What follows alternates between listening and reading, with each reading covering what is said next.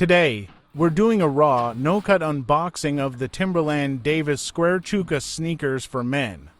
First thing you notice when opening the box is that classic Timberland smell.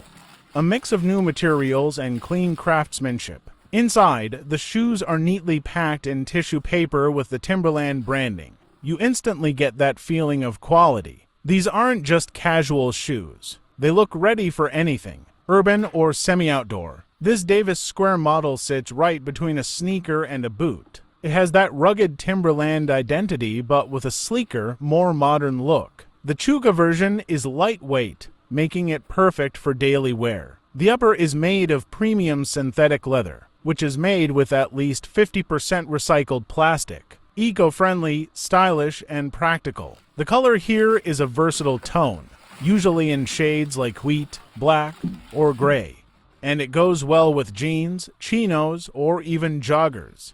The stitching is clean with no glue marks or loose threads, which is always something I check in an unboxing. The Timberland logo is subtle but visible on the side and tongue, giving that premium brand touch without shouting too loud. Now, onto the feel in the hand. These shoes are very light, way lighter than most boots. The padding around the ankle and the tongue feels soft and supportive.